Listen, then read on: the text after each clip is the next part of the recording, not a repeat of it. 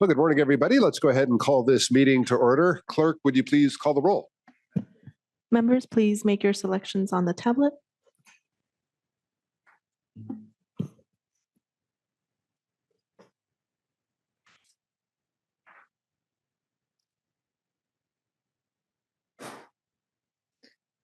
Looks like we're waiting on one more vote. Chair, we have a quorum with 10 members present and 5 members absent. Very good. Let's begin with non-agenda public comment. This provides 2 minutes for anybody who would like to comment on something that is not on today's agenda, but is within the purview of MTS. Clerk, do we have any non-agenda public comment? We do. Peter Zishi, please make your way to the podium.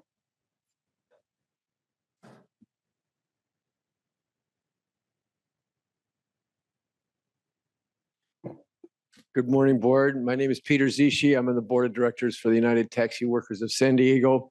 And I just wanted to let you all know that we, along with FACT San Diego, won the 2025 SANDAG Access for All grant program.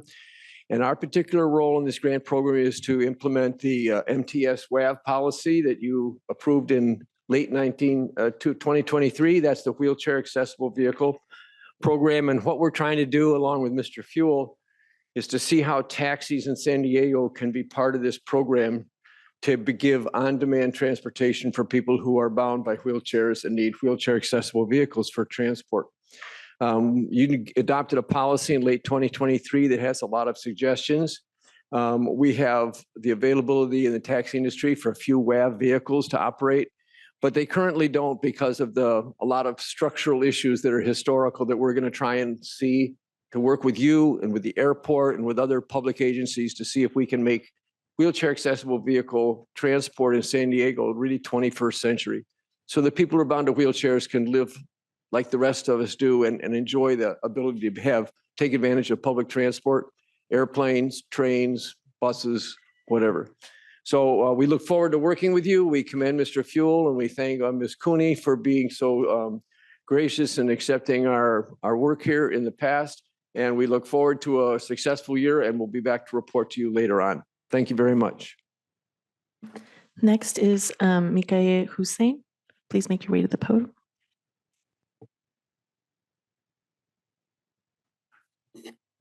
Good morning, Chair. Good morning, everybody. We have a long history with MTS. You know, we haven't come these days. Things change right now. So the door actually they told us to wait last minute. So maybe I hope you guys you can accept the next time 15 minutes so we can look at the agenda item and look things. You know. So, but good to see you all. Now we want to thank. I want to just echo Peter. We really thank MTS its work, and we are here UTWSD. We promised a long time ago for innovation, customer service, and price reduction. Right now, we want to do actually this working with FACT and make sure actually we invite you. We give you a letter on your desks, and we invite you all. And we really anticipating to participate and have at least a web accessible in the San Diego airport and the San Diego. Especially right now, MTS, we're working with Lenny Fewell. He's doing great actually with his policy. We are trying to make it, work, and we inviting you. We have tentative lunch on June, sometime June, late June, I believe. We will invite you all, and we will get back with you. And we want to thank you for your work. We look forward to work with you all. Thank you so much. That concludes public comment, Chair. Thank you, Clerk. All right, let's move on to our consent items. The consent agenda includes items 3 through 22. Clerk, is there any public comment on the consent agenda? We do not. Okay. Is there a motion to approve the consent items? I'll make the motion. Second. All right, we have a motion from Director Hall, a second from Director McCann. Any discussion on the motion to approve the consent items? Director Moreno. Thank you. I have comments on item 19 and 21 on the consent agenda, but I have no desire to pull the items. Item 19 is the mural art on MTS's East Spire Rail Bridge located in San Ysidro contract award. I'm very thrilled to see this mural project move forward for San Ysidro and the whole South Bay community. This project stems from the Social Equity Listening Tour, direct response to the voices of our residents, and I'm proud to support a project that delivers on our promise to make public space more welcoming, reflective, and also community-centered. The proposal itself is breathtaking. It features a young girl dressed in traditional folk flocorico, I'm going to say it in Spanish, attire, vibrant monarch butterflies, indigenous symbolism, and imagery that reflects our binational identity and our cultural pride.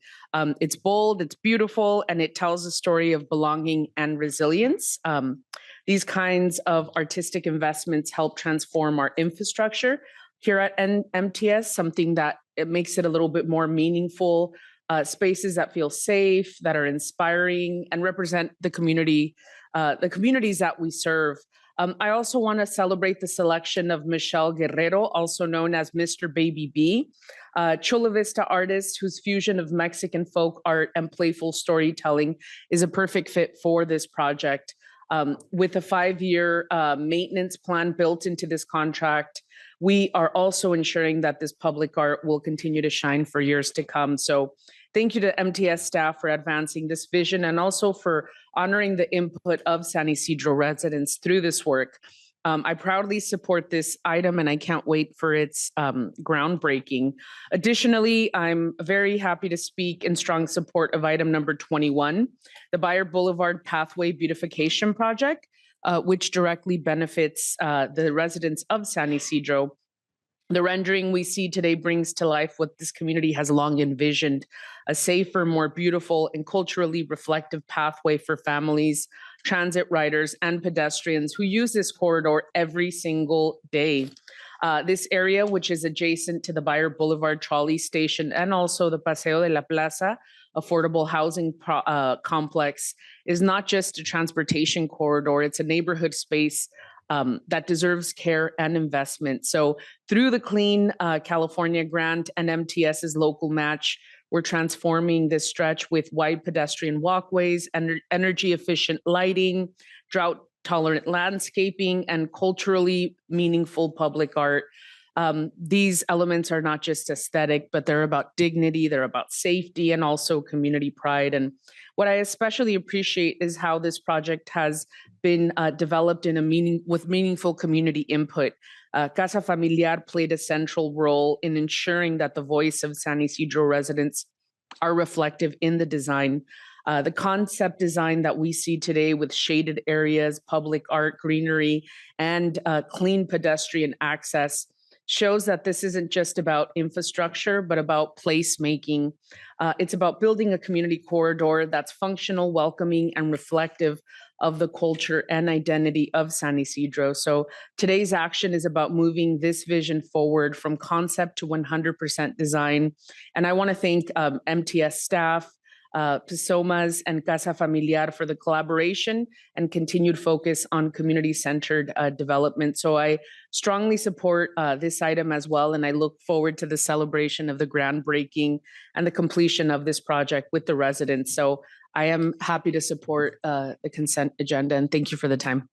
Thank you, Director Moreno. Seeing no further discussion on the consent items, clerk, please take the roll. Members, please make your selections on the tablets.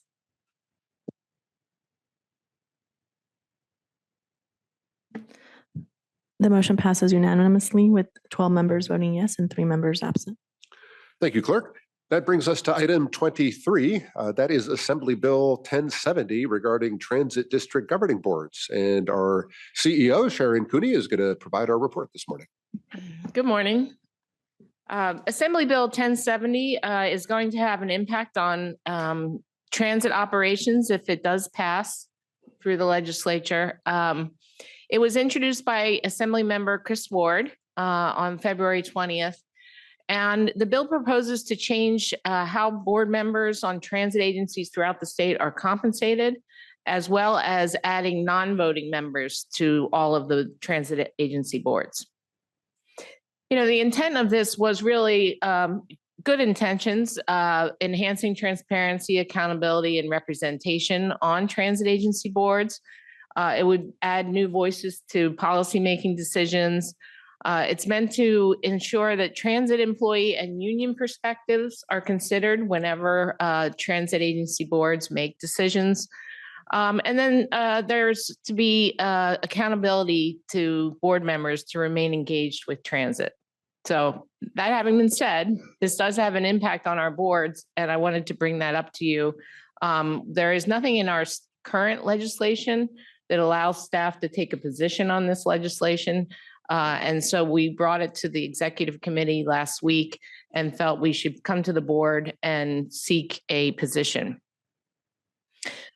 So currently, board members at MTS receive $150 stipend. That AB 1070 would add an additional requirement before any stipend could be obtained by a board member. And that would include that you demonstrate use of transit for a minimum of 1 hour or 4 trips during the month that you want to be compensated.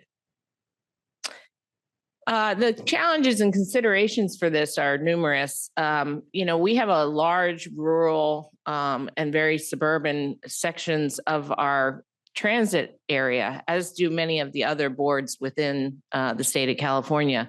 So we also have a history of underinvestment in transit in some of those areas. So this would actually discourage members from those areas from attending or participating because of the lack of compensation. It wouldn't really represent schedule flexibility. So a board member might ride 8 times in a month, but 0 the next month due to scheduling conflicts or disability or a child that needs extra attention. This bill also doesn't give consideration to board members with mobility or other challenges that make it hard for them to take transit in a given month. And then there's no consideration given to emergency board meetings that may happen in a given month, at which case a board member might be in danger of not getting compensation because they don't have time to actually comply. So the bill also adds non-voting members to all transit agency boards. Currently, the PUC code establishes this board with 15 members composed of elected officials from the 10 cities in the unincorporated county, from the county board of supervisors.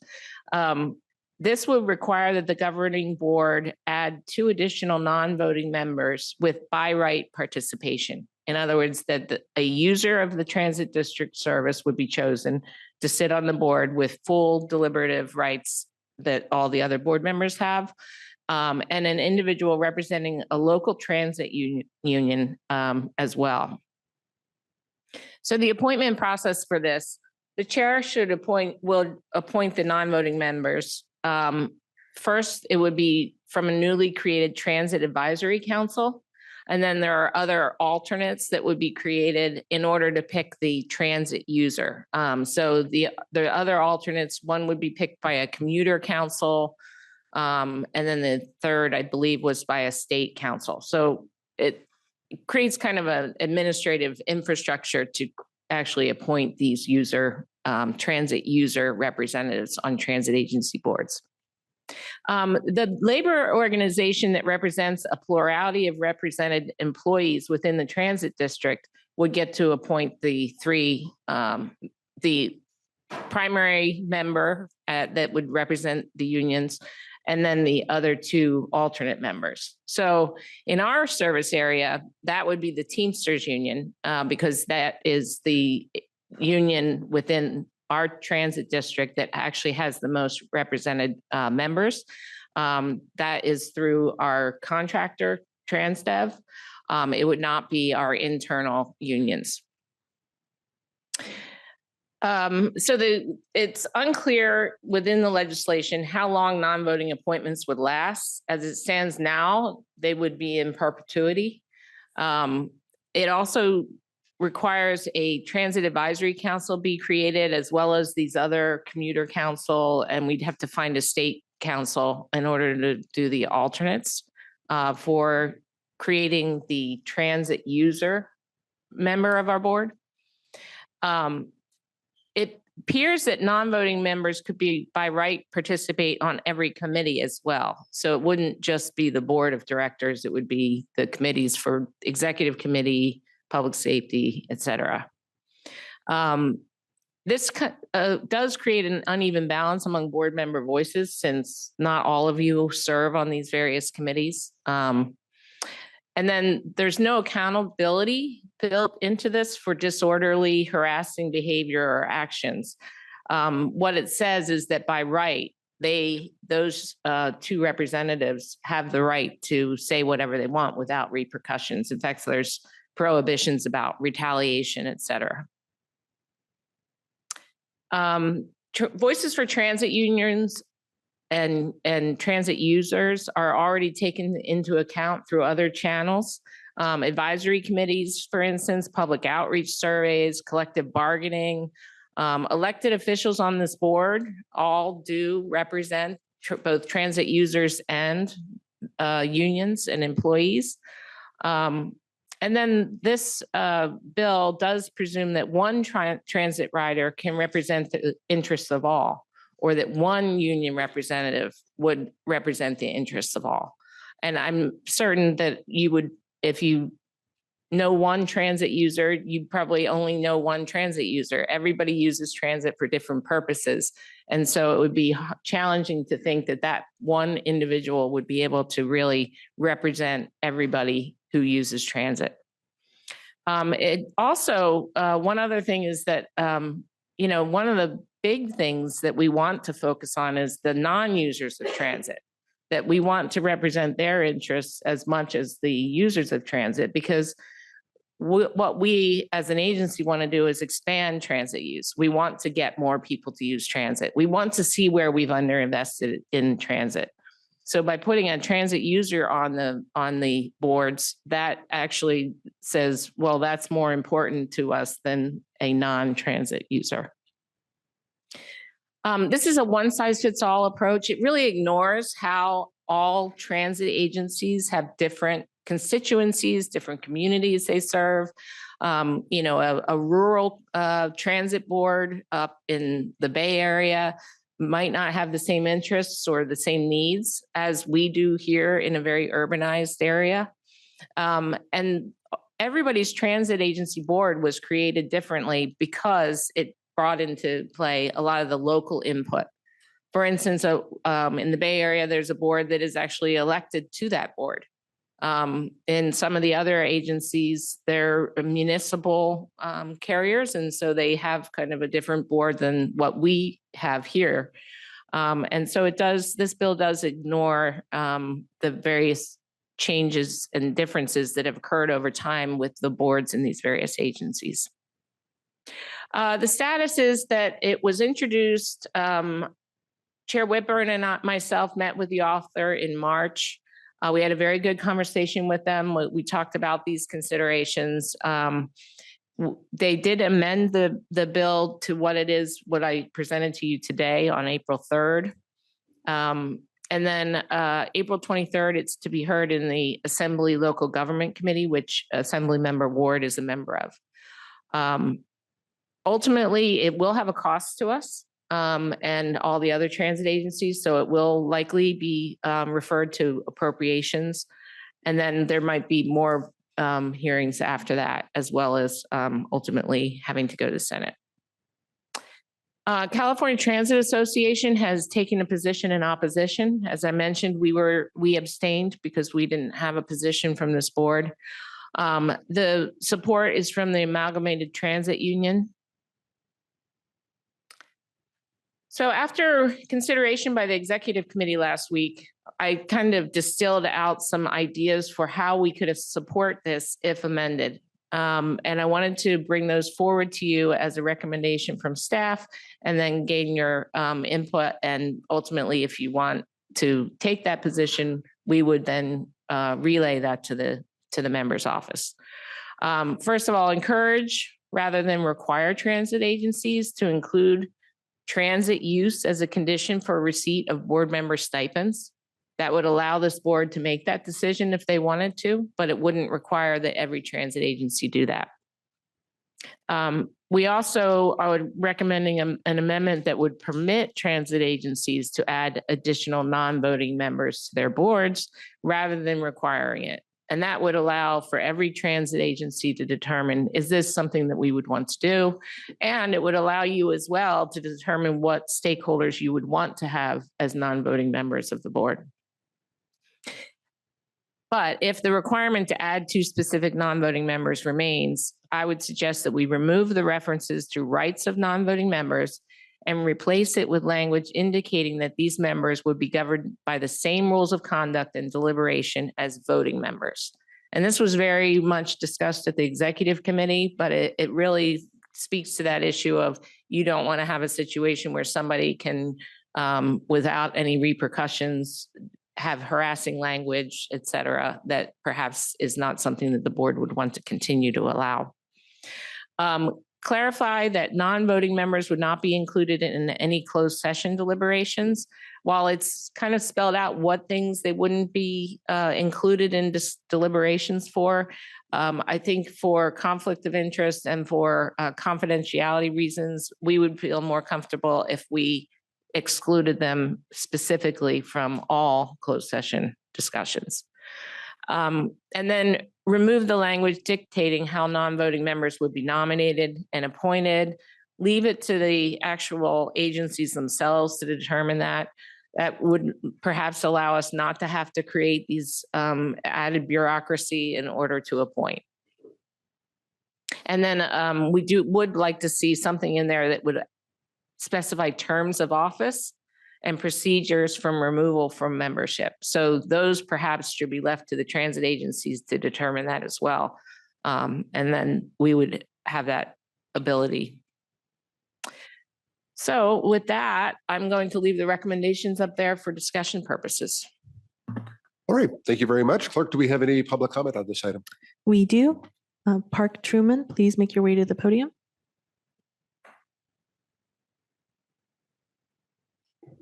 Hello, my name is Park Troutman. I'm with Mid-City CAN.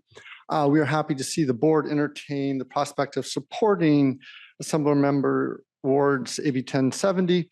The critical voices of transit riders and workers belong at the table in a consistent and regular basis. We are concerned, however, about some of the proposed languages. I'm not going to comment on the stipend one. There's a lot of complexity there.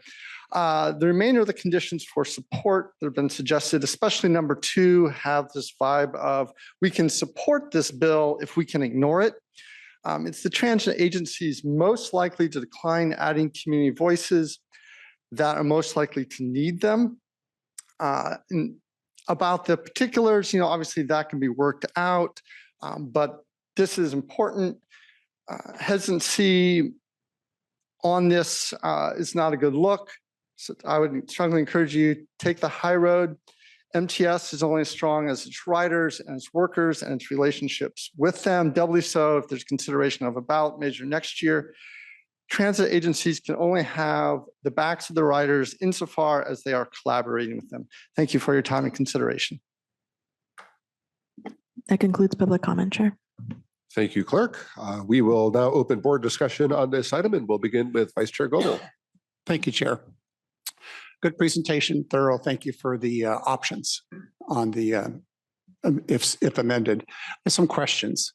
For the non-voting members, would they be subject to Form 700? For those who aren't familiar, Form 700 is where elected officials disclose their personal investments so that it's transparent, that if people know why we're voting, if we have a financial interest in something, would they be subject to those same requirements? Yes, because they'd be involved in the deliberation and they would have an impact on policymaking. Okay, good. Thank you. How about the Levine Act? We are prohibited from voting on an item if we've received a campaign contribution of currently $250 or more in the preceding 12 months and prohibited for the following 12 months. Would they and their organizations have to follow the same rules?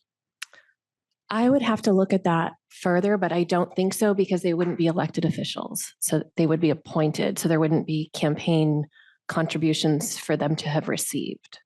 But I certainly, if this bill gets passed, I would have to do a deeper analysis of all the different conflict of interest rules that would apply to a member so that we could make sure that that's conscious when they're selecting the member to make sure that they wouldn't be excluded from decisions. For instance, if their day job results in compensation for advancing certain transit policies, that's a situation that we've looked at before where it would result in a conflict where they can't participate in any of those decisions, even if they're not voting, if they're discussing it. So we would have to dive deeper into the different conflict of interest rules, but in general, the rules that apply to board members would apply to these members because even though they're not voting, they're participating in the policy discussion before the vote. And that has always been considered, part like having influenced the decisions. So, but I'm not sure about the Levine Act just because it relates to elected officials and campaign contributions. So unless that person also holds elected officials somewhere else, I don't know that that would apply to them. Well, and I think, Karen, the complexity of this is shown through, if you look at an example, for instance, if a labor union, for instance, has a PAC and they contribute to various initiatives or other things, would that open them up to conflict? And you could see a transit rider who perhaps is contributing to or working on campaigns, is that a conflict? So that's the complexity here.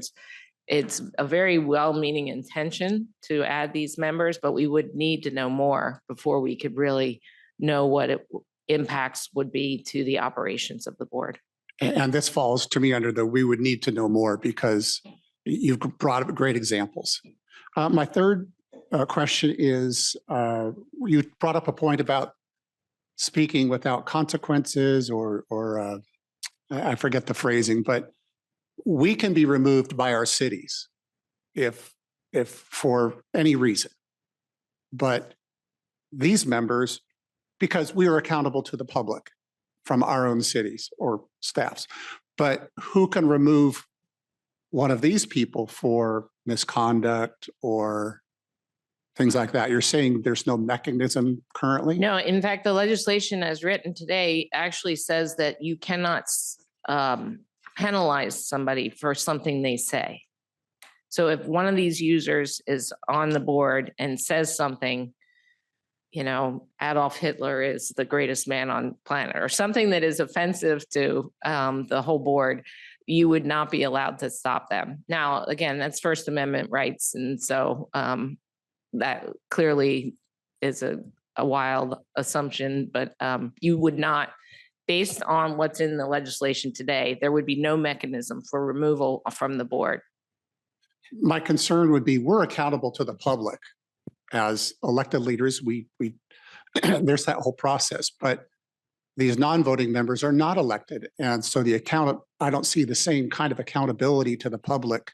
And that would be a concern of mine that we should address also, that they almost have super rights more than an elected official does in terms of longevity or accountability, things like that. So I think that's something that would need to be tightened up. Thank you, Chair. Thank you, Vice Chair Goebel. Director Downey. Yes, thank you. I had a couple of questions. I approve the language. When we vote, I'll approve the language you suggest for amending it and possibly agreeing with it. But I was a little bit confused. If it goes through requiring directors to ride transit, it doesn't have any details on how that would be done, who would be monitoring it. As someone that actually does use transit, I would be penalized because my city pays for the 901 bus for 4 months and we don't track it. So everybody who rides it, it's free. So there's no way for me to show that, yes, I actually do use transit. Or when I come to these meetings, I had been using my nice pass, but of course that's not tracking now because there's nothing that clocks into their system. But even if I took the handicap pass, which I was planning on doing, so I could find some way to help track it. So there's no details on how that would be done and who would be in charge of monitoring it. So it's additional work for you and the staff here if you have to do it. And that's correct. It's silent. It basically says that the members would attest to having complied. Thank you. Thank you, Director Downey. Director Hall. Exactly what we were saying before. Poway has one bus, I think, is it? And so it's hard for some of these cities to do what they're asking. So I think we need to really hone in on that part of it.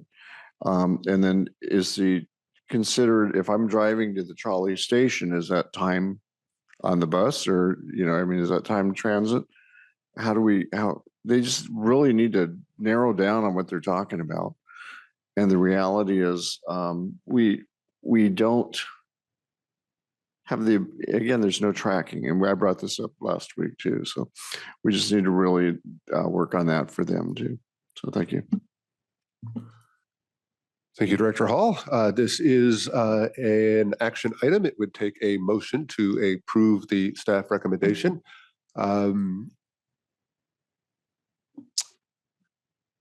Let's go to Director Dillard. Before we get to a vote, I just had a couple of questions on, first of all, Sharon, thank you again for sharing all this information. At the executive committee, it was mentioned that number one, where would we put these people? And number two, why is this bill only coming to MTS and not to other boards? I am in support of supporting someone who represents the unincorporated area of San Diego County or areas, just because I don't see that much of a representation on other boards when it comes to unincorporated areas. So basically, we never really hear from them. But I just think that it gets convoluted when we start talking about unions. My understanding is we have 6. Again, where would we put these people? And I am concerned about protocol as far as people speaking whenever they want to speak, regardless of where we are in our meetings. We have a protocol, we have a process, and if they're not required to follow that, then I see confusion, delay, and interference with the progress and process that we go forward with on every meeting. So those are my concerns. And Chair, you mentioned why us, or why just us? And so I'm concerned that we would have to spend money that we really don't have to try to accommodate everything that's been suggested. So that's just my take. And I had a chance to think about it. And I really, really considered what you were saying, Chair, at the executive committee meeting. And I'm just really conflicted on whether we should approve something like this at all. So I don't think that I'm in support of it at this time. Thank you, Director Dillard. And yes, we had a robust discussion around this at executive committee. I certainly support the goals of having public input. I think that as the board knows, we encourage public input on every agenda item, both in person here in the room and virtually. And people do take advantage of that. I also, wondered about all of us are elected officials. We all sit on local government bodies. It would be, in my mind, odd to have a public member of one of our city councils when, in fact, that really is the job that we have been asked to do. So I wonder about that workability. I do think that we should have the opportunity to make a decision to do this locally if we want to. If this board wants to put a condition on board stipends that somebody demonstrate use of transit, then we can do that. If this board wants to add public members, we can do that. So I personally support the staff recommendation of making this something that we could do. I think there are boards in California that are all appointed, maybe more insular than this board, where perhaps there's more of a need to encourage public participation or labor participation. We, after all, here at MTS, we have a PLA. So I feel like we're pretty good on those counts. But that's my opinion. Let's continue to hear from other board members, and we'll go to Director Moreno. Thank you. And thank you, Sharon, for the presentation and also for keeping us updated on this bill. I'm not too certain as what the intent of this bill is. I'm trying to figure out what we're trying to fix here that is broken. I would say, as a person that has represented District 8 now for 6 years, there were many years when our community wasn't represented. I think that, I could say that comfortably here. I think I've represented my community very well, considering all the great achievements we've had in the past 6 years in the San Ysidro, Otay Mesa, Barrio Logan areas. And I'm very proud of that. And I don't know how this bill would have changed any of the things that we accomplished, or whether it would hinder them. I don't know. So I'm a little confused about this bill, and I'm not prepared to support any motion on the floor, to be honest with you, regarding this bill. And I'm not saying that it's right or wrong. I don't get it. I don't get what the point of this is. And I would need somebody to really enlighten me on it. I know for a fact that the rural community has been, for a long time, whether it be here or even in Sandag, has been just very, what is the word that I'm looking for? They have been wanting more representation, right, from MTS, if you will. But making that, if we did get a member from the rural community, making them go through transit, I think would hinder this person. I do recognize that agencies like Sandag have members that are non-voting members that are appointed by other agencies, the airport agency, the water authority. I think there's a planning group member from the county. So I recognize that this isn't new. But like I said, I don't quite understand what the intent of this bill is, and I'm not prepared to support whether it be the amendment or anything today. So thank you. Thank you, Director Moreno. Let's go to Director Elo Rivera. Thank you, Chair. Thanks for the presentation. I understand some of the questions that have been raised. I think I think we all have kind of as always, our own perspectives on this. I don't see some of the scarier scenarios playing out here. I trust that the chair would appoint folks who wouldn't be disruptive. I just don't see whether it's you, Chair Whitburn, or a different chair in the future, putting their own credibility on the line by appointing maniacs who will say terrible things. I would like to mention in the bill as amended, it doesn't allow the chair to appoint. It would be this community advisory committee. And then if they brought somebody forward that the chair didn't like, he would have to send it back to that advisory committee and say, pick somebody else. Same effect, in my opinion. I think everything would be fine. That's the main thing here. I think everything would be fine. I've talked to some of my colleagues about this. We have slightly different opinions on it. I would say, to me, I don't think that the people that would be here would be necessarily representing all writers, but instead providing perspective. And I think that those are slightly different things. I think providing the perspective of a worker is different than representing all workers. I think that providing the perspective of a writer with that specific purpose of being here and providing that perspective is different. We can then all consume that, filter it however we want, and make the decisions that we have to make.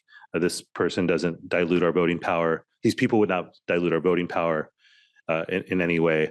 And I do think that with respect to the worker perspective, there's at least a couple situations over the last few years since I've been on this board where having more real-time access to worker perspective actually would have been of I think, real value to the body, to allow us to get ahead of things that we might have otherwise been able to head off. So I understand some of the perspectives that have been raised. I think we'd all be fine here. I'll say this, and I mentioned this to Councilmember Moreno. I've served on Sandag.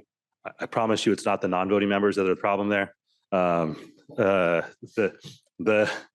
The drama, the arguments, you name it, never come from the folks who don't have a vote. So I think everything would be fine. I think this is a well-run agency with responsible board members, and we'd all figure it out. I encourage us to work with Assemblymember Ward, and I think that's the last part on this. Assemblymember Ward is a good partner to this agency. He's been a board member of this agency, and I think he's someone who truly does believe in the value of public transportation, public transit. So I'll vote no with the hope that we just continue to work with Assemblymember Ward to make sure that this has the desired effect without having actual unintended consequences that'll impact our ability to do business here. Thank you, Chair. Thank you very much, Director Elo Rivera. I could not agree more about the partnership this agency has had with Assemblymember Ward, and certainly this bill is brought forward in Sacramento, I believe, with the best of intentions. All right, it's an action item. I'll go ahead and put a motion on the floor then to approve the staff recommendation. Let's see if there's a second to Chair that. Whitburn, can I ask a question? You I can ask as apologize. many questions as you would Thank like. you. Okay, I'll take the floor. I'm curious, did Assemblymember Ward contact either staff or the chair when this bill was being developed? No. What, did he contact you when this bill was being developed? No. Okay. And then also, is there a co-signer to this bill? I don't know That how I'm bills not- work, but is there like an agency that is backing this bill up? It was really brought forward by the Amalgamated Transit Union. I got it. Okay. And are any of them here? Like, I don't know, not that they need to be here, but I would like to hear, I would like to get more educated on this bill, I guess is my point. Thank you. Thank you, Director Moreno. Okay, I'm putting a motion on the floor to adopt the staff recommendation. Director Downey. I'll be happy to second it, but I did have one question for everybody. Whether we like it or not, if this thing is going to keep moving, in my opinion, the staff's recommendation is the way to at least get all of our concerns there, so that if they want support, they'll adopt what the staff is saying is the amendments we want. So I understand those that aren't comfortable with it. I'm not fully comfortable either, but this gets our thoughts out there so that Mr. Ward's going to have to address them because we are a large transit agency that'll be affected and in his district. So that's why I support the motion and the staff's recommendation. Thank you, Director Downey. Any further discussion on the motion? Seeing none, we have a motion and a second on the floor to adopt the staff recommendation. Clerk, please call the roll. Members, please make your selections on the tablets.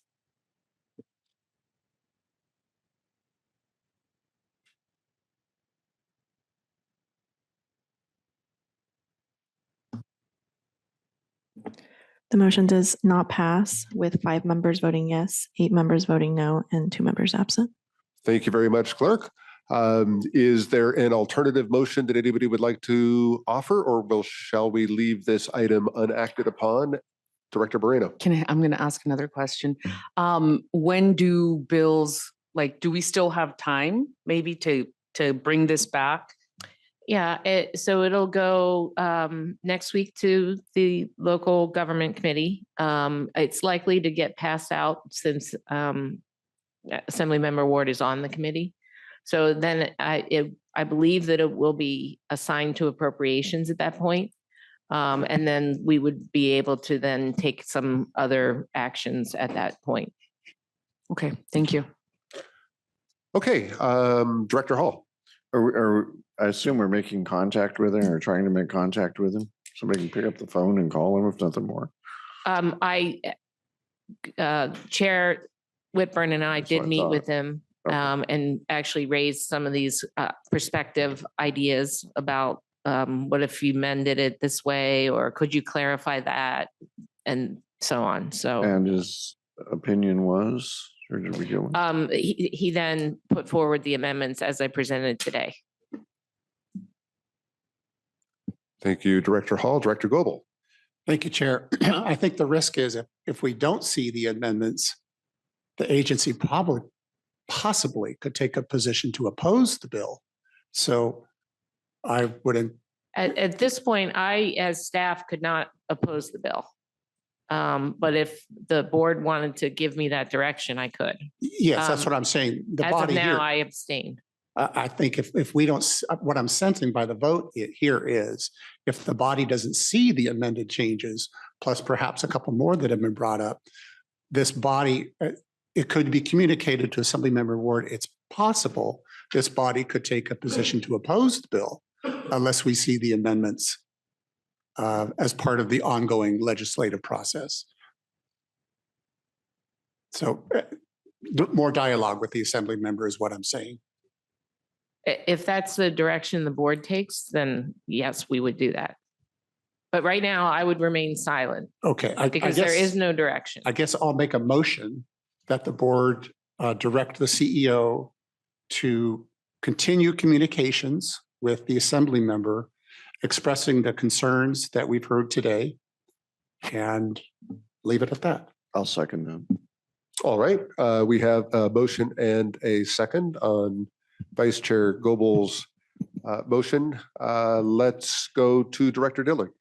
I just, one thing that I forgot to say was when Vice Chair Goebel mentioned the Levine Act, it's not that it's going to help, but it changed to 500. So just FYI, it's not a big deal, but it's 500.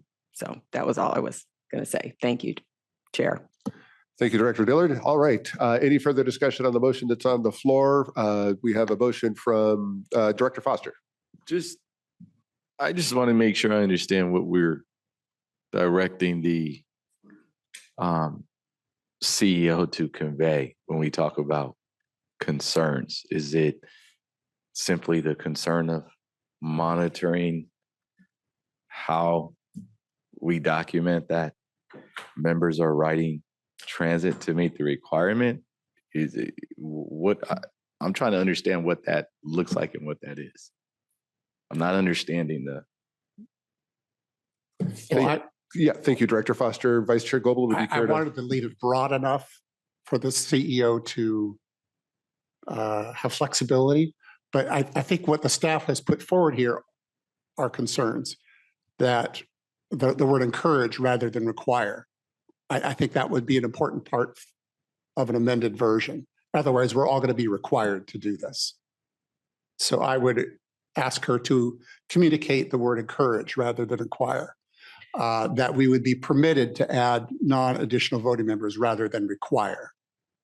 I think that is a concern. And so then if that's, you could do, instead of support if amended, seek amendments. And then these would be the amendments I would seek. yeah, I'm more comfortable with seek amendments rather than support if amended. I'd be willing to modify my motion to say seek amendments as listed in the staff recommendation. Director Foster, you still have the floor. I'm sorry. I thought we just had a motion on the floor based on, and maybe I missed it, on staff recommendation that just got voted down. And did that happen or did that not happen? It happened because it was to communicate a position of support if amended. This would be seek amendments. And the difference is that there were people who expressed that they opposed the bill in its entirety. And there were people who expressed that they were fine with the bill in its entirety. And so I have different opinions that have been expressed. And so at this point, I would have to remain silent without any further okay. action by the board. Yeah, and to be clear, one thing that you can communicate to the assembly is that you support the bill if it is amended, but that is a support if amended. That motion failed here at this body. Not taking a position of support or oppose, but seeking amendments as described here would be a different motion that would be in order if that is the will of the body. Did you have something else you wanted to add, Vice Chair Goebel?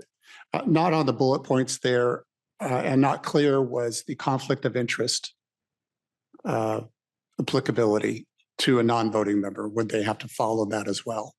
So that's a question rather than an amendment, but a question that we would need clarification on. Thank you, Vice Chair Goebel. Let's go to Director Mendoza.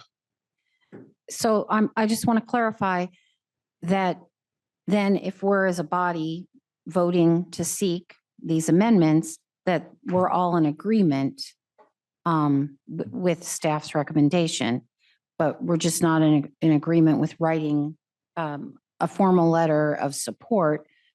We're just going to tell you these are, instead of these are being the staff recommendations, they're the recommendations of the board.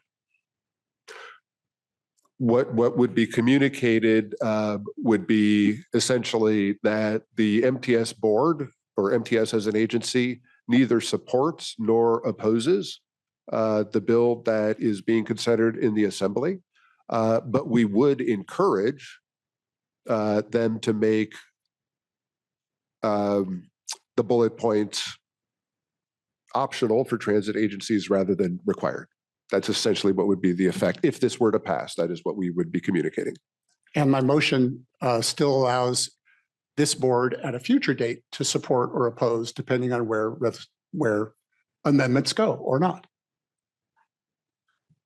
Yes, Director Moreno. We could potentially oppose the bill as it is right now. And then if the bill changes down the line, we could then support the bill. That is an option. That is an option that we have.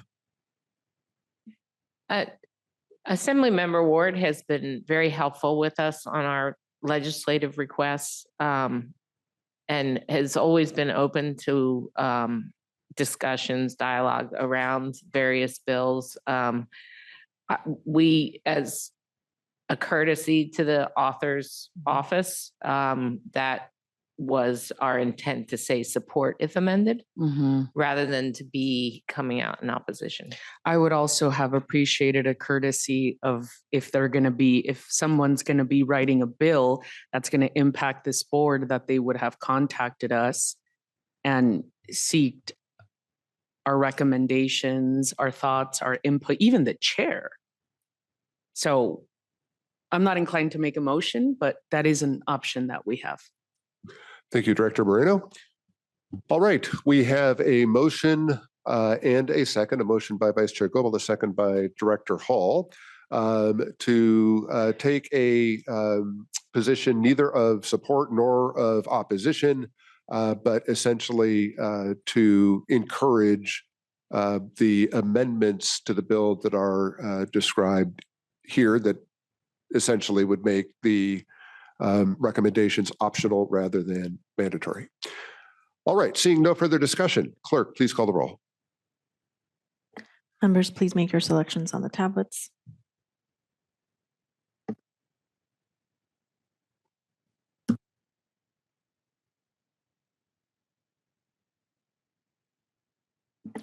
The motion passes with 10 members voting yes, 3 members voting no, and 2 members absent. Thank you very much, clerk. Thank you to the board for a good, robust discussion and a productive outcome. Okay, that brings us now to item number 24, and that is the 2024 customer satisfaction findings. And we are going to invite Stacy Bishop to provide this presentation. Please feel free to get settled in and begin whenever you're ready. Great. Well, luckily, I don't have to do most of the talking on this one. Good morning, board members.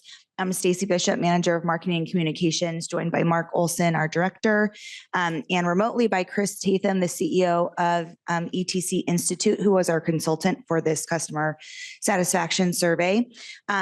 For those of you who have been around for a couple of years, we are working with a new consultant in ETC. This is our first year partnering with them for our onboard customer survey. And so just wanted to note at the outset that in previous years, we had done a lot of year-over-year comparisons. And one of the benefits that the panel, when we were looking for going through procurement, was that ETC works with a lot of transit agencies and they can provide national benchmarking. And so what you're going to see throughout this presentation is how MTS compares a lot to national benchmarks. We will have some applicable notes regarding year over year, but there's not like a direct year-over-year comparison. And so just wanted to make note for that, since it is a little bit different orientation than previous customer satisfaction surveys. So with that, I will go ahead and turn it over to Chris for the findings. Great. Thank you. And it's great to be back with you. I think I presented a few months ago on the safety and harassment survey. So it's great to be with you again today. I'm going to walk through the methodology, go through some of the major findings or takeaways, and then talk about some of the trends in context, even though the survey is a little bit different, so you can appreciate what was done. But as far as the survey itself, it was conducted last fall. It was a random sample of riders on both trolley and bus routes. We actually completed nearly 2,000 surveys on each mode. So the results are very accurate. They're not perfect, but within about plus or minus 2.5% or less at the 95% level of confidence. And we included to make sure that weekend and weekdays were represented. So you have a very, very representative sample from my point of view. As far as the big takeaways, the next slide there's a lot of information in here, but sometimes I try to drill it down to what are the 4 things you might want to remember from this presentation. And first off is MTS ridership is diverse. It's changing. I'm going to mention a lot in some regards. And it definitely is critical for getting people to their destinations, particularly work and school in the region. Second, as Stacy mentioned, we have national performance indicators from a national survey we do every year of more than 4,000 transit riders in the country. And what I'm able to share with you today is MTS rated higher than the national average in every area that was assessed. It's truly incredible. Your results are among the very best that I've seen. Your strengths includes travel time, things like convenient locations of routes and stops, frequency of service, and operating at times that riders need are all areas that rated really well. But one of the reasons you do these kind of surveys is to do better. And although these areas rate high compared to the national average, issues related to safety and cleanliness are some of the things that we flagged as opportunities where you can continue to serve your customers in the better, even better in the years and months moving forward. So with that said, let me kind of walk through one of the reasons the survey is done is just to track customer characteristics. And the next few slides are going to show differences between bus and trolley riders. The trolley riders is the lighter colored pink line, the bus is in red. And there's a number of things that I'm going to share with you.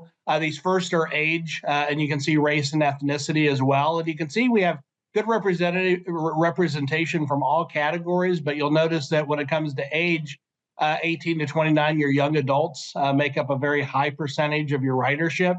And when you look to the right, you can see that all races and ethnic groups are pretty well represented and almost very similar. There are some differences, but both the trolley and bus have similar characteristics. The next chart shows us a little bit about household size and income. And one of the things that you notice is, again, there's similarities between both the bus and trolley for all sizes of household. But you will notice that when it comes to things like annual household income, trolley has a little bit more of the higher income respondents. You'll see buses slightly lower. One of the things that we also noticed that compared to the previous survey that was done in 2022, we're having more higher income users use both services than they did 2 years ago. So there's certainly a trend toward people who have choices are starting to choose transit more and more. And that's something we've actually seen nationally over the last couple of years. The next slide shows some of the issues related to gender. And you'll see, although males in both systems tend to be a slightly higher portion of the ridership than females, compared to other organizations around the country, it's a fairly even balance for MTS. So we're typically seeing around the country that it's oftentimes 60% or more male these days. And so you have a pretty good balance, even though we do have a slightly higher portion of males compared to females using both types of service. When it comes to the issues related to dependency, you can see that for the bus, more than 80% of the people indicated that they rely on MTS to get to and from their destinations and really don't have other choices. And you can see it's a little bit lower for trolley at 72%. In both cases, though, we have seen a higher portion of people with greater incomes and more opportunities responding to this most recent survey than we did 2 years ago. The next chart shows the reasons that people use MTS for those who are not dependent or said they have other choices.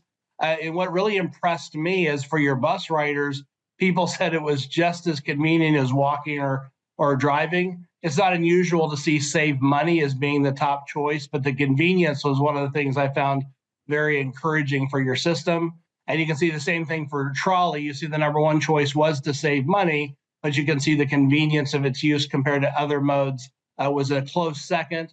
Avoiding traffic was a close third. When we ask people on the next slide what their trip alternatives would be for those who are really dependent on transit, what would they do? For those who use the bus, you see that walking was the first way they'd get there. Getting a ride from a friend or somebody else was next. And then you can see rideshare taxi was third. And you'll see fourth was drive alone. Whereas on trolley users, where we do have fewer people who are dependent, you see driving alone. It was the top choice. Shared ride was next. And then getting a ride from a friend and walking was fourth. The last couple of things I'll share as far as some of the characteristics on the next slide are just trip frequency and purpose. You'll notice that trolley riders and bus riders, a very high percentage of them are using both services 5 times or more per week. But you will notice that the bus percentage is slightly higher at 51% compared with 39%. And you can see that we have more casual or occasional riders using trolley versus bus. One of the things, though, that I noticed that has changed significantly over the last couple of years is the issues of the purpose or why people are taking it. Leisure and special events increased significantly compared to a couple of years ago, which again is encouraging that you're getting people who have choices. They're going out and not using it to get to and from work. But also encouraging is the fact that work and school are the top reasons people are using both trolley and bus. And particularly work being at the top of the list just shows how important MTS services are to the region's economy, especially when you look at the fact that a lot of the people using the services are lower income and don't have other choices to get to work. That means there'd be a lot of employers in the region who wouldn't be able to get the employees they need to provide the services and do the work that those companies do. Going on to the next chart, we're going to transition here a little bit to some of the overall ratings or how satisfied customers were. And this is where some of our change in scale takes place. But if you go back, yeah, there we go. I know in the past that you've seen numbers that are like 92%.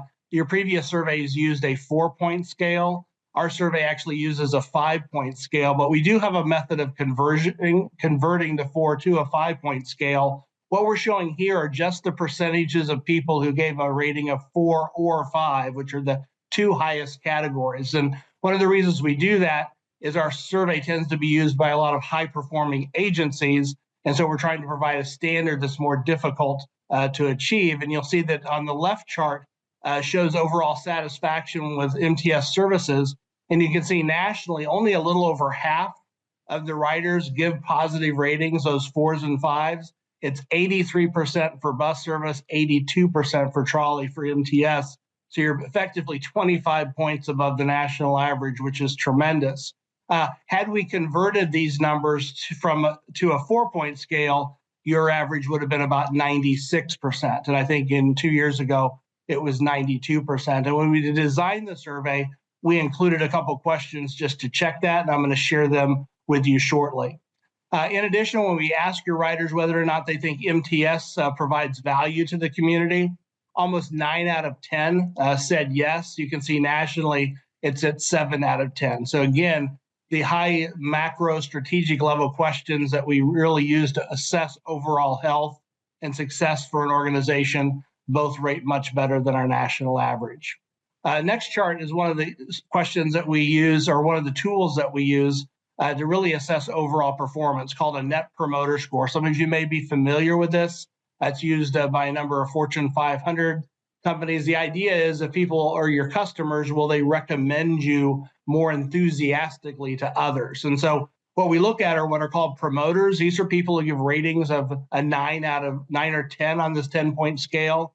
Passives are people who are in the middle, 7, 8, or 9. And what we call detractors are those who give ratings of 0 to 6. And what you'll notice is there's very few detractors on either your bus or trolley system, but there's lots of promoters. And nationally, when you look to the right, the NPS score for your bus system was 44, which is really great. That's essentially the promoters minus the detractors.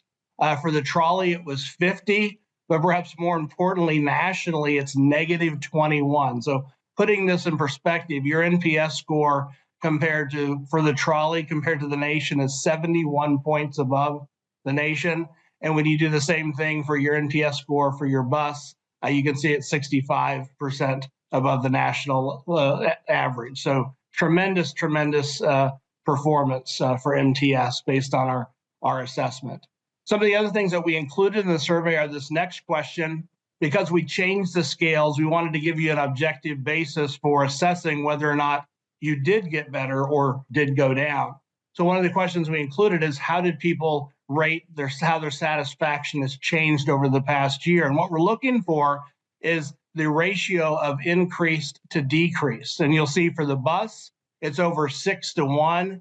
And for trolley, it's also 6 to 1, or nearly 6 to 1. What that means is people, had they done the survey last time, you would have had about 5 or 6 people give a better rating this time, and about 1 person give a negative rating. So the overall shift in your ratings probably would have been about 5 to 6%. And that's what we actually see on our conversion when we actually did the conversion from the 5 to the 4-point scale and vice versa, of about a 4% improvement in your overall satisfaction rating. So this was one of the metrics and survey questions we included, just so you could have confidence, even though we didn't have trends for all of the results, that you have actually improved over the past couple of years. Some of the other things that we looked at on the next chart are just perceptions of on-time performance. And you can see the breakdown on the left. You can see it for bus and trolley and our national average in the bottom box. And you'll see that nationally, it's about 48%. Bus rates 18% above that, which is tremendous. But your trolley is 80%, which is 32 points above the national average. In addition, though, you can see that you have customers that have high expectations. In fact, 3 out of 4 consider the bus or trolley late if it basically has to arrive within 5 minutes of the scheduled time. So your performance, given the expectations your customers have, is something that should make you very proud that you're actually delivering a level of service that your customers expect. The next chart shows some of the issues we found related to service disruption and information. I also thought that this was impressive. And again, I may sound like I do these presentations regularly. Very rarely do I see ratings across the board as high as these, but you'll see the chart to the left. We asked people whether or not they thought it was easy to know if MTS buses or trolleys are running on time. You can see about 3 out of 4 of both your bus and trolley users felt that they did, compared to just a little over half nationally. In addition, whether or not people felt informed about MTS service changes and detours, 2 out of 3 of your customers said yes, compared to just 1 out of 2 nationally. So again, setting the standard in this area as well.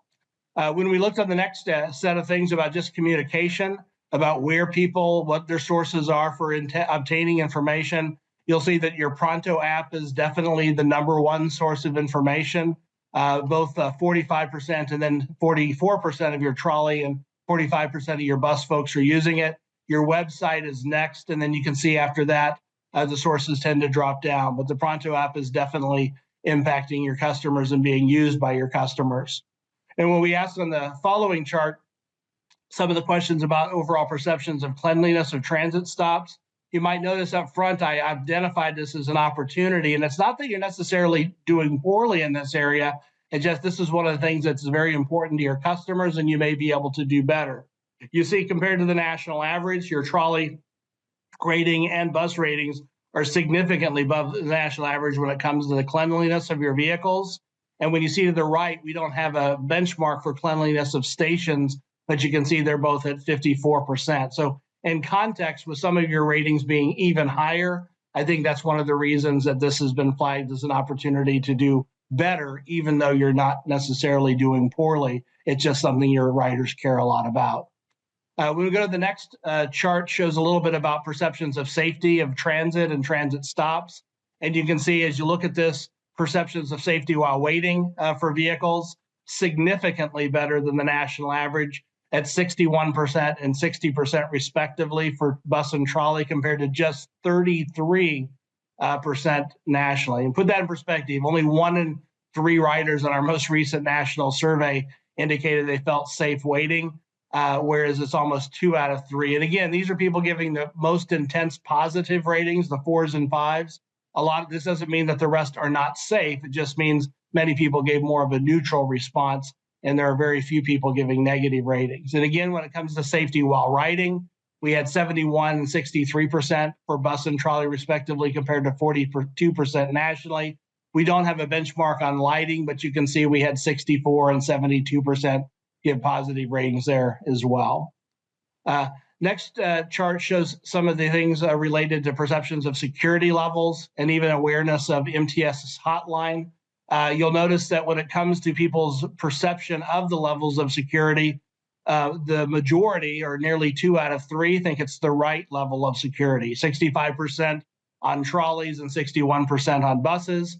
However, those who want to see change tends to err on the side there's too little. You can see a little over a quarter or a third thought it was too little. Very few people think that there's too much security.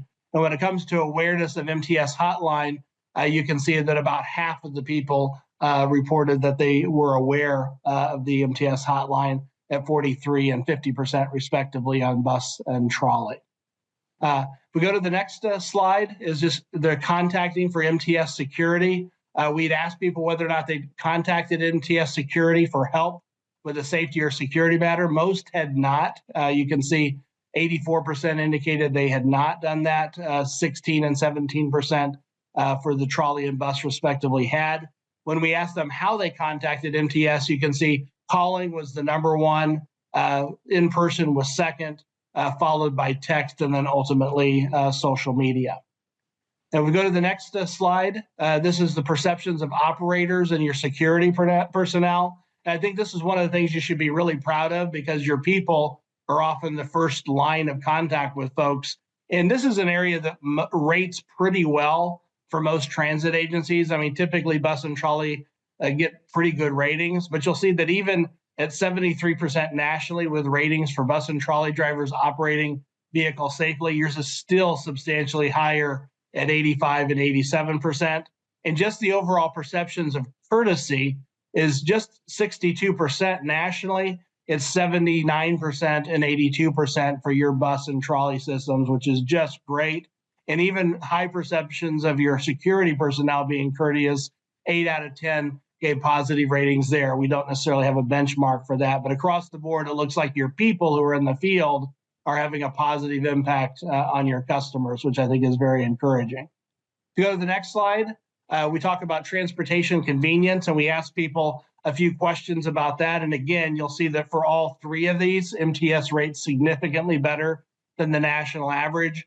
When it comes to operating on the days that people need the service, nationally it's 62%. It was 83 and 89% for MTS bus and trolley service.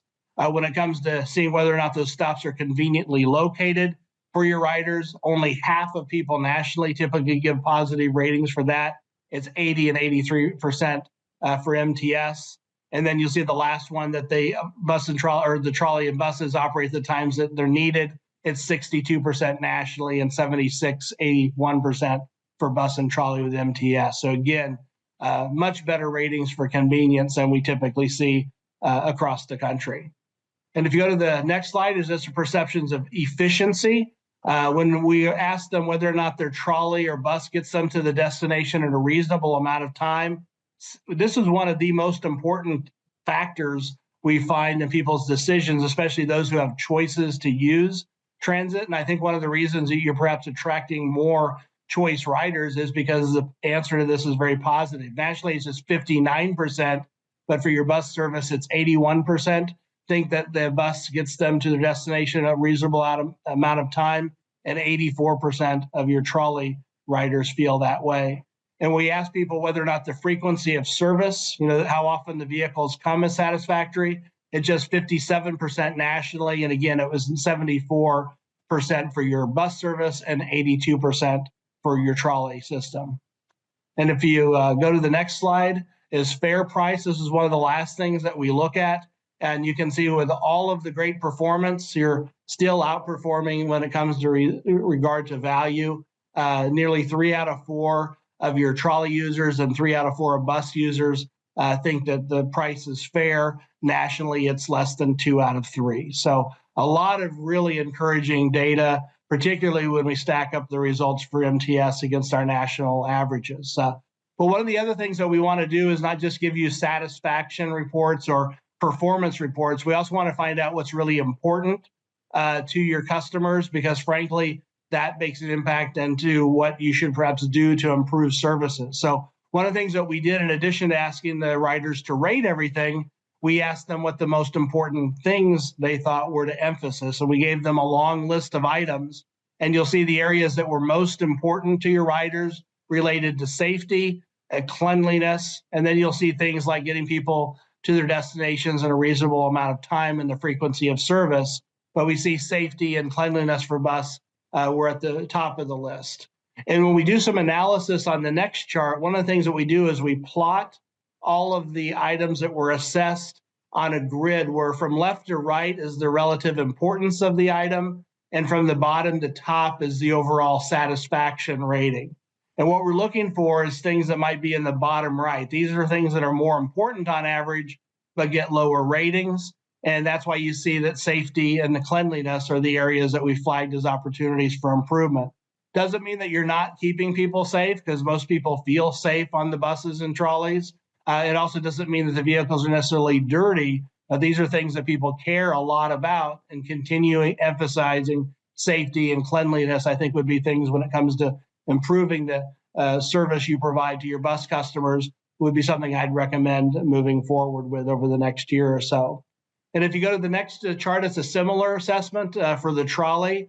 You'll see that safety issues for both waiting and while on the trolley, and then the cleanliness of the trolley, those were all 3 areas significantly more important than all the other items that were rated. And when we did the analysis, as you can see on the next page, a very similar thing, those same 3 areas had among the lower ratings. So even though you perform really well against the nation, most of your items rated well, compared to everything that was rated, these are the areas that tend to rate a little bit lower. They're also more important than average, which is why we recommend that as possible opportunities for improvement moving forward. But all in all, for the most part, your performance is very aligned with the expectations of your customers. So there's a lot for you to be proud of. So if you go on to the next chart, this just brings back what I put up at the very beginning. At the end of the day, you should be very pleased that you are attracting a very diverse ridership, and that ridership is getting to the places they need to go, particularly work and school. And we've seen a significant increase in the number of leisure users over the past couple of years. I can't underestimate or understate your performance. This is one of those things, typically you might have a celebration or cakes and things like that. You're one of the best organizations that I've delivered presentation for.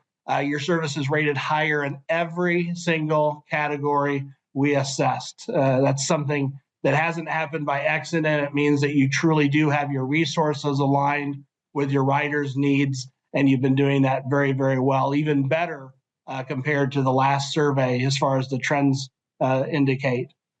You're doing great with regard to travel time, convenience of your locations and stops, and frequency of service, and even operating at the times that riders need. Not only comparatively to the nation, those are things that you're actually doing really well in.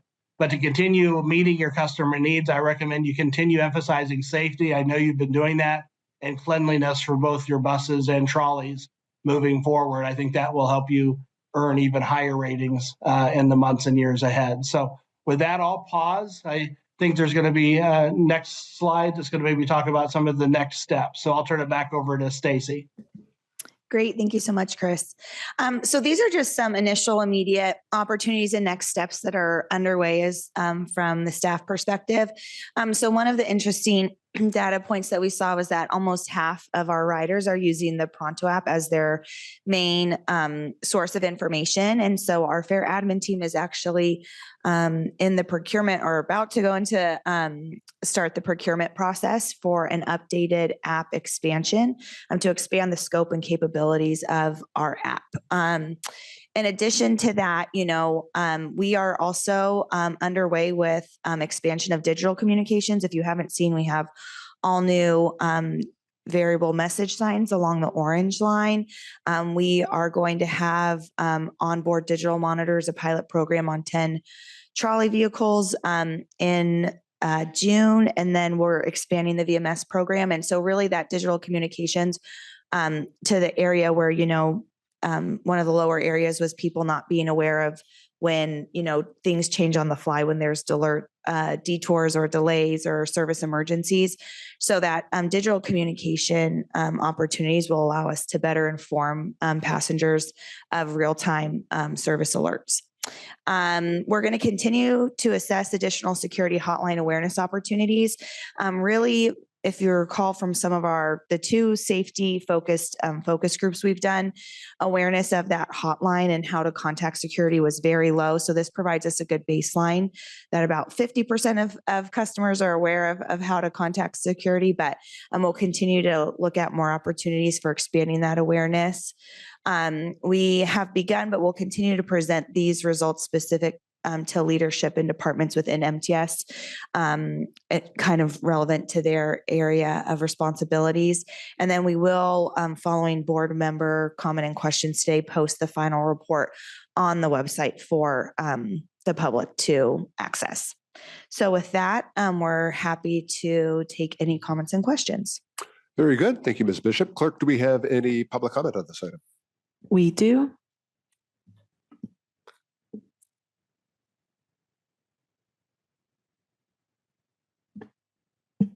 The representative from Mid-City Can, please unmute yourself now. En español. Sí, un momento, por favor.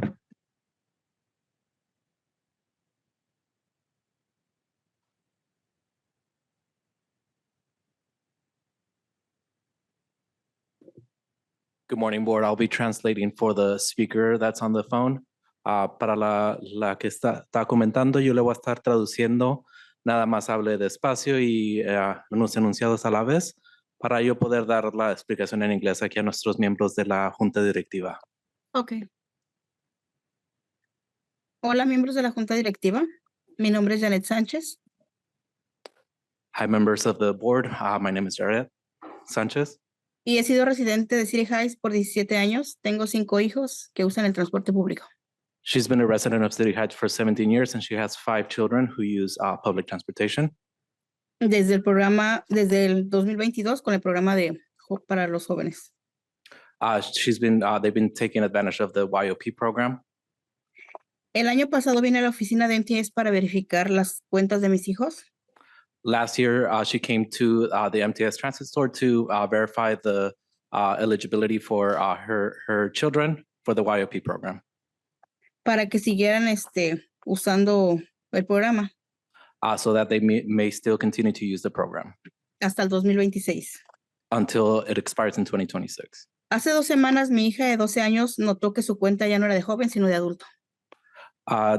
2 weeks ago, her 12-year-old daughter noticed that her account was not a youth account anymore, but it diverted back to an adult account.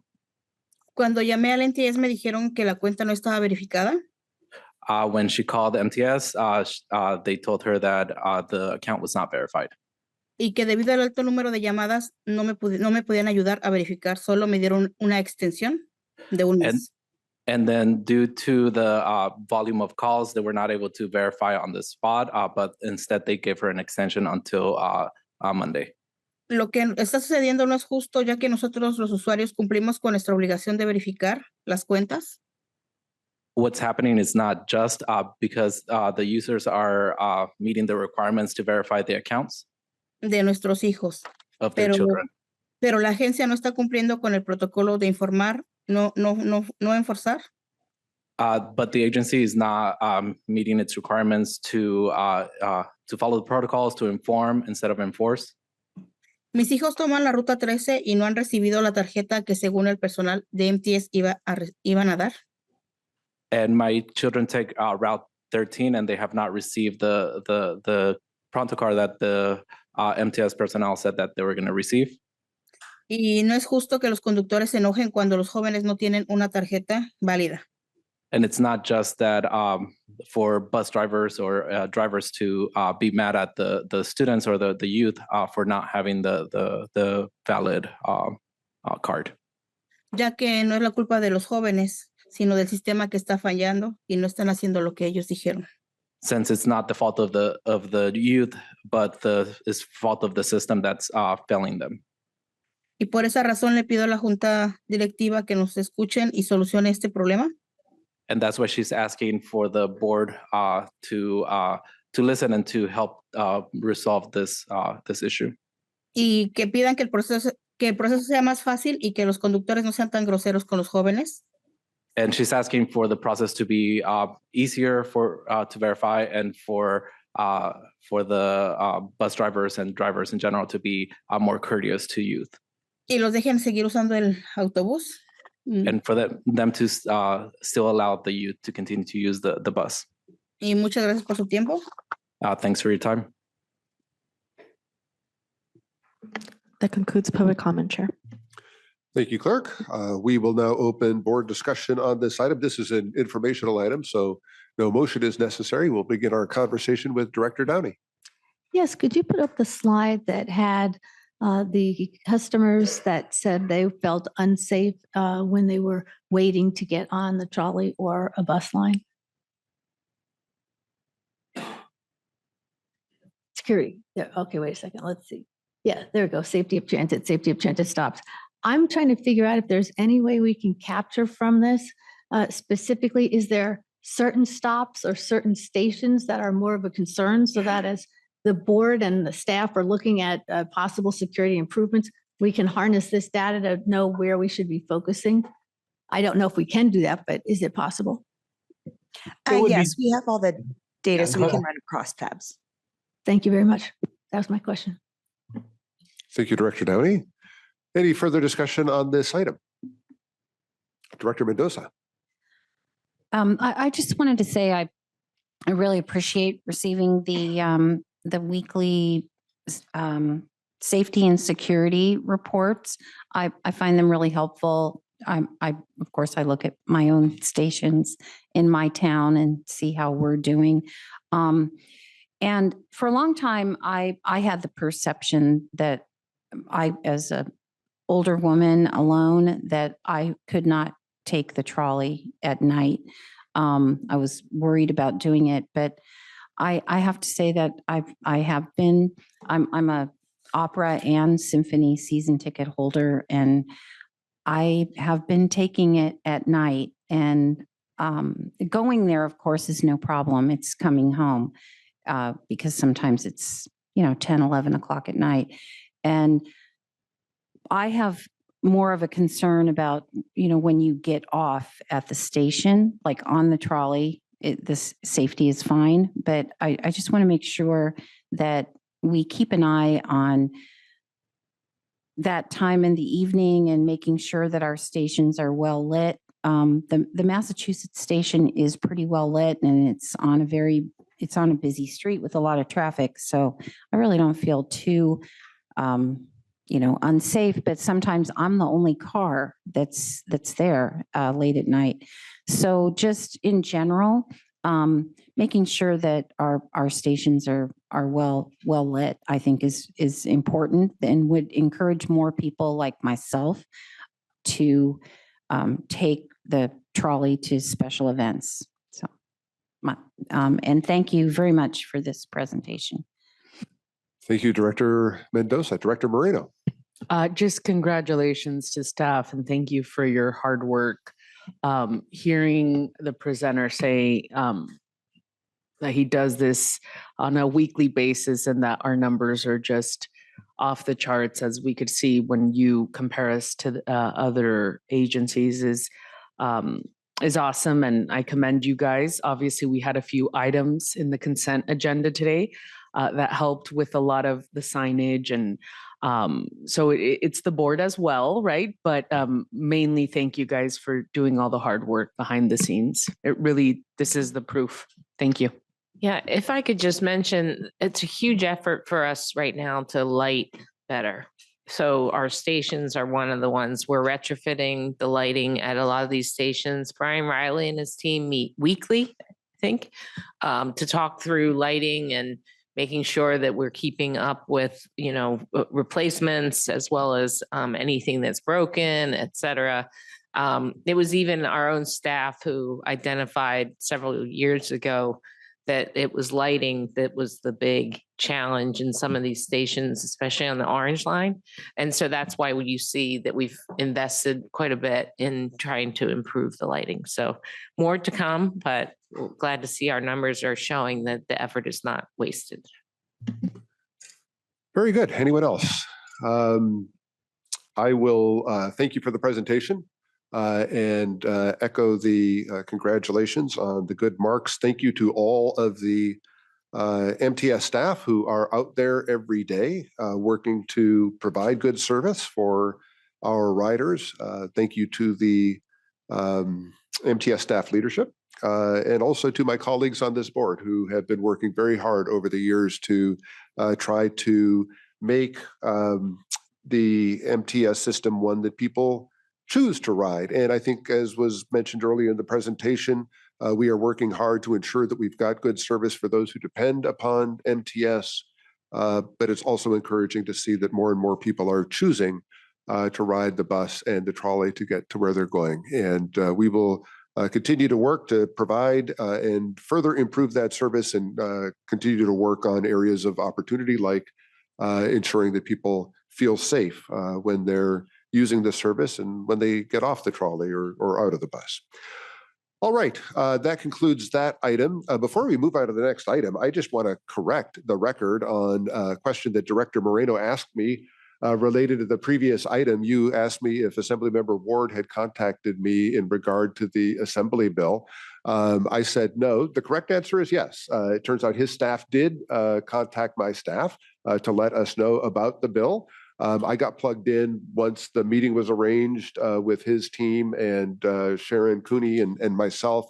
I wasn't aware of the full communication chain that led up to that, but he did reach out. So I was pleased to share that with you. Okay, that brings us to item 25, and that is the status of vacancies and recruitment and retention. And we are going to turn it over to Thuy Nguyen for the presentation. Whenever you get settled in, feel free to begin this presentation.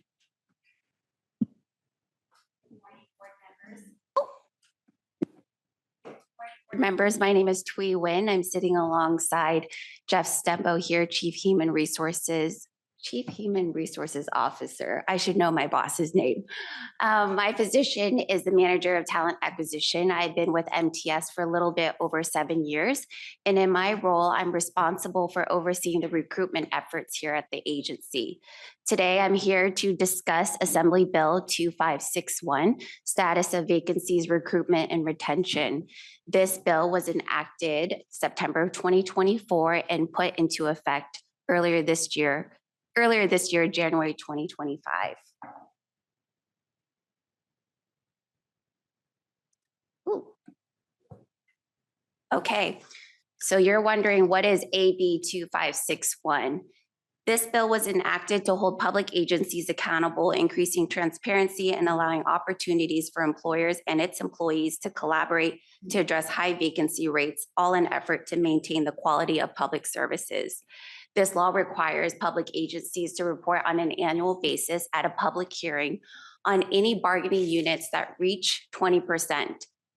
I'm happy to report today that we don't have a single bargaining unit out of our 5 that meet this threshold. However, we felt this was a good opportunity for us to discuss some of the more challenging positions within the bargaining units and discuss some of the retention and recruitment efforts that we put in place.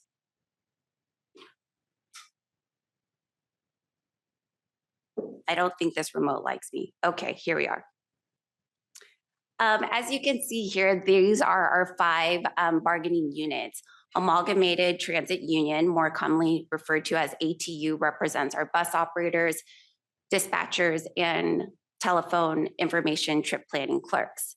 The current vacancy rate is 5.4%.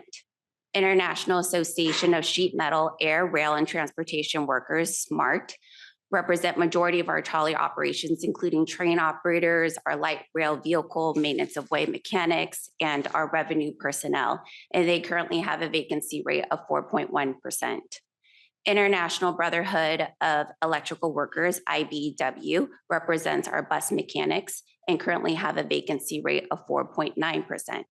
Transit Enforcement Officers Association, TEOA, represent our co-compliance personnel and currently have a vacancy rate of 6.8%.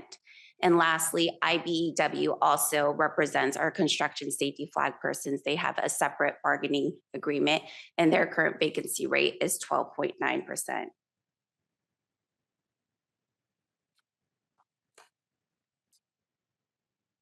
All right, so amongst the 5 bargaining units, these are the 4 most challenging positions to fill. Looking at the vacancy rate for bus operators, it is relatively low compared to the 3 other positions, but when we're looking at the total number of FTEs, which is 500, we only currently have 476 positions filled. So we have 24 vacancies. LRV assistant lineman, we currently have 17 vacancies, giving us a vacancy rate of 19.1%. For MOW, we currently have 9 vacancies, giving us a rate of 25%. And for construction safety flag person, although the vacancy rate is much higher, we're only short 5.5 FTE.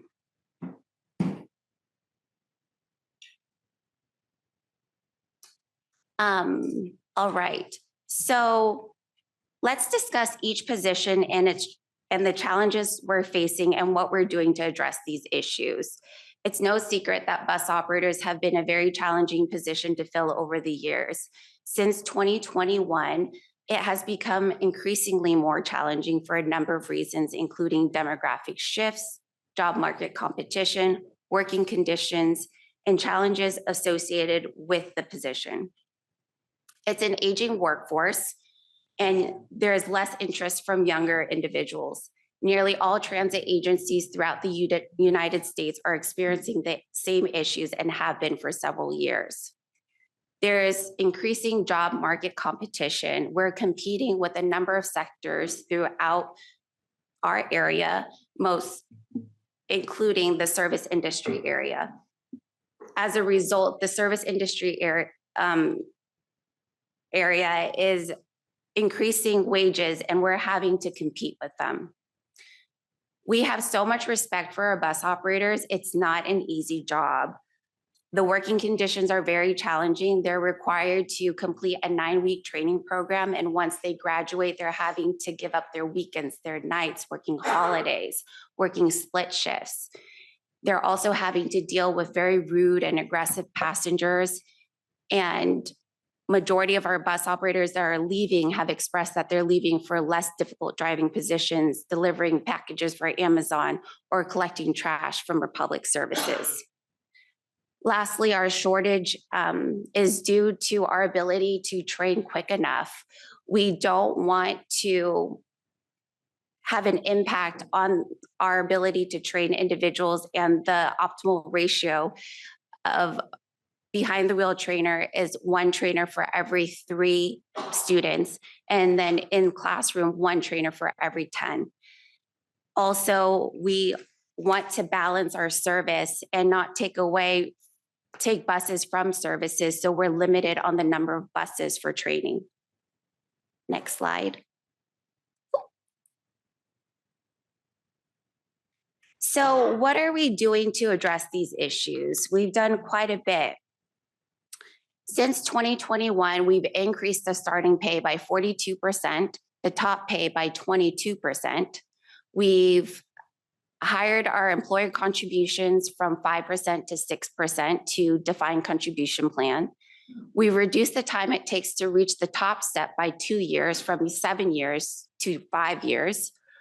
We've increased the premium pay for individuals having to work split runs from $1 to $4. We've paid out very high sign-on bonuses up to $5,000 and also have offered referral bonuses to our employees.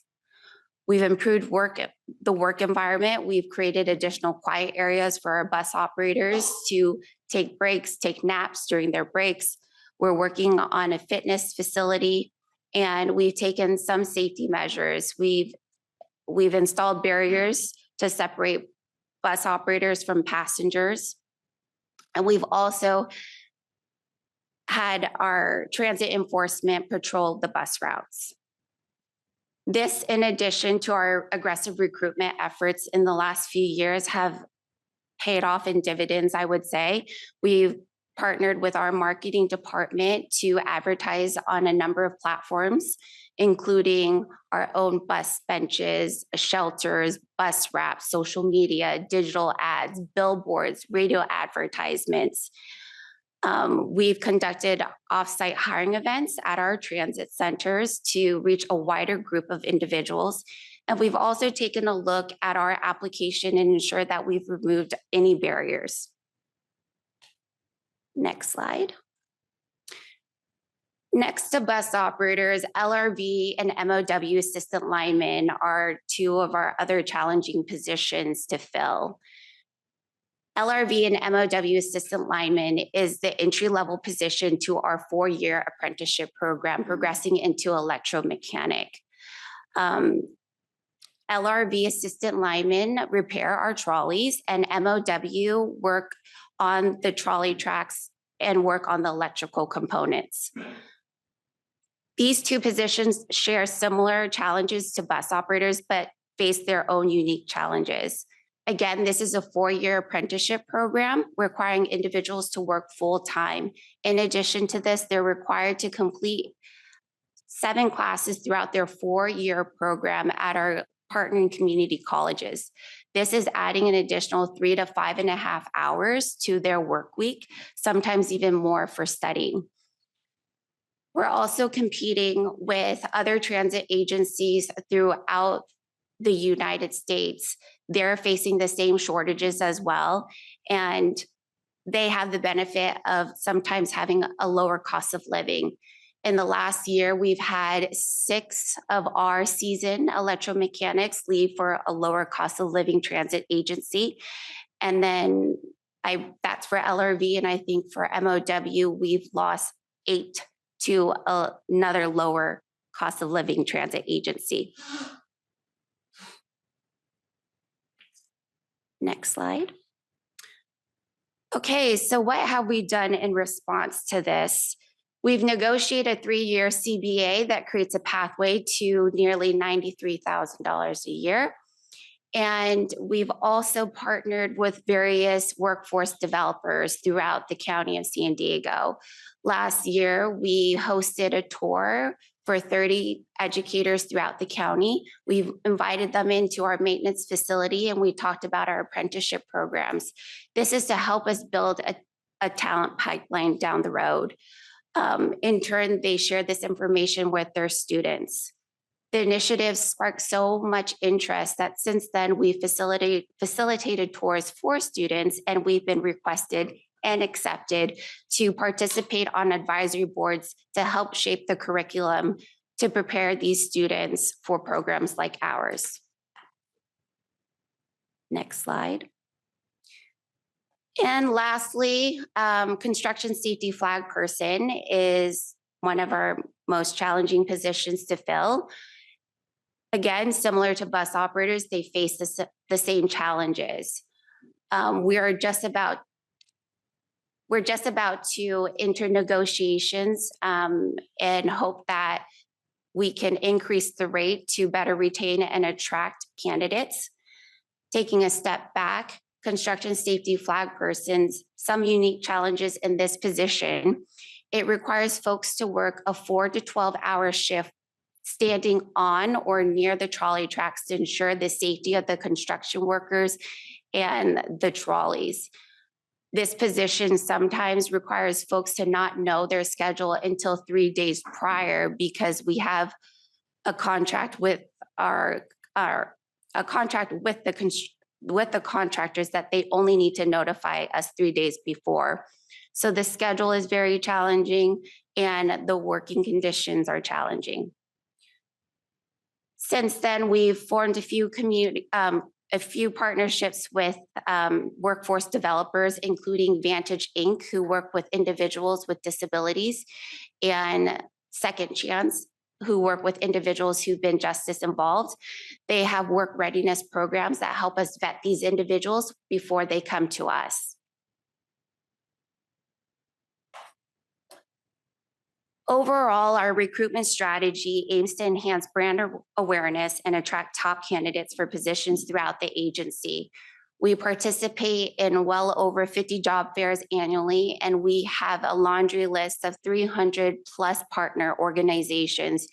We share our job openings with them weekly and are always looking for opportunities to partner. Some of the organizations that we partner with include educational institutions, rehabilitation centers, military and veteran organizations, and disability support centers. In conclusion, while we've discussed some of our more challenging positions to fill, I just want to emphasize that we're in a good place. Our vacancy rates remain relatively low and our operation performance remains stable. We made significant progress in addressing workforce shortages, but we know our work isn't done. We are closely monitoring the progress and continuing conversations with leadership on a regular basis to strategize what additional improvements need to be made. Just recently, we met with the Chief Operating Officer of Rail and the directors of LRV and MOW to address our concerns for that group. And Brian Riley indicated that the sky isn't falling and it's not falling, and we'll do everything we can to ensure that it doesn't fall. Our overall goal is to stay atop of our turnover rates. We are hopeful that when we're due to report again next year, that our vacancy rates have improved even further. Thank you for your time. Thank you. Clerk, do we have any public comment on this item? We do not. Okay, we will open this item for board discussion if there is any. This is an informational item, so no motion is necessary on this. And we will begin our conversation with Director Laban Gonzalez. Thank you, Chair. Thank you very much for that presentation. My day responsibilities, it's very difficult to try to motivate the new younger generations to take on various opportunities that are presented. So ultimately, we need to focus on the coming generations. So one thing I'm very proud of, every year I sponsor and I organize a job fair, which is coming up at Mar Vista High School. If you guys would like to attend, it's on May 1st. And not only in addition to the trades that are represented, but a lot of other industries there, because we'd like to give as many options to the kids graduating from high school so that it's not programmed in them that we need to go to college and pursue a degree in order to be successful, because that's not the case these days. You could make substantially great money working in a trade. You just got to start at the bottom, work through an apprenticeship program, and you can make phenomenal money with great benefits and a pension. So if you'd like, we can connect information and I could send you the info, and I would love for MTS to have a table out there. Thank you very much. Thank you, Director Laban Gonzalez. Vice Chair Goebel. Thank you, Chair. Just one quick thought. Perhaps the recipients of our Youth Opportunity Pass because they are users and have an affinity for our system. As Director Leyba Gonzalez has said, maybe those youth would be great targets for job opportunities in our system. Thank you, Vice Chair Goebel. Director Downey. I wish I had seen this presentation earlier. The city of Coronado just did our job fair. We are having some of the difficulties you are at some of our lower level entrance into the Coronado workforce, but many of our businesses, I'm sure all of your cities, the hotels are having some issues. And so we've gone out to not just have the city of Coronado at our job fair, but all the businesses in town. And we've extended it to anybody in the Navy who happens to be on the base if they want to come to the job fair. So I'll make sure next year to get in contact with you so we can invite you to have a table as well, because we're trying to work with our schools. We don't yet have that much of a opportunity to get the Coronado High School students over because it's during their school day, but we envision that as something, as our job fair has been very, very successful. We did our second one this year, and the percentage of people that come and that our jobs that are getting filled is very encouraging for us. So I look forward to extending it to include MTS next year. Excellent. Thank you, Director Downey.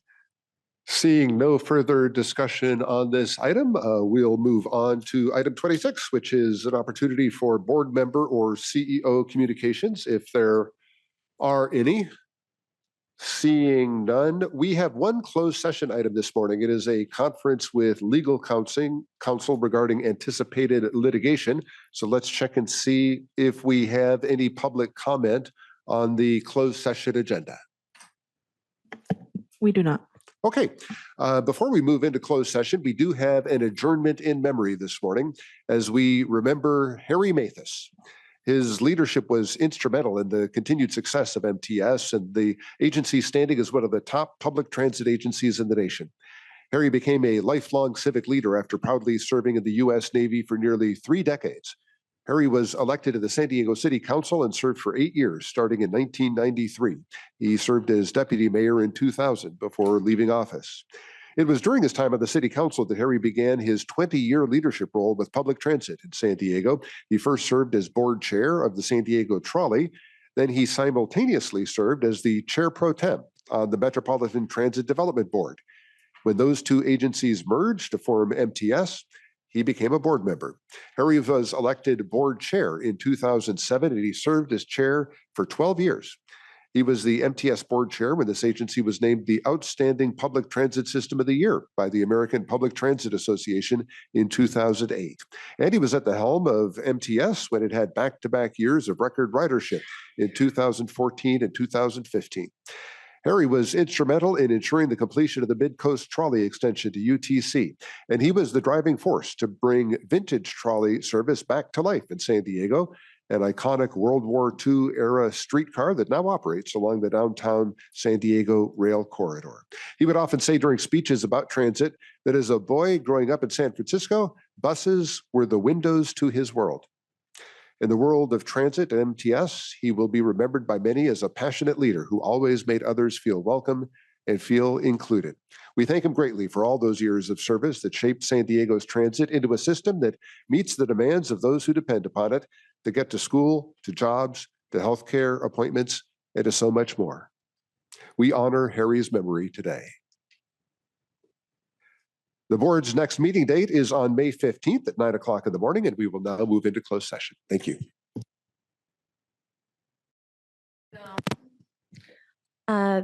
This is General Counsel reporting out of closed session, agenda item number 29, closed session conference with legal counsel regarding anticipated litigation pursuant to Government Code Section 54956.9 D2 and D4. One potential case, Schmidt Construction Company, El Cajon Third Track Project. The board received a report from legal counsel and gave instructions. This meeting is now adjourned.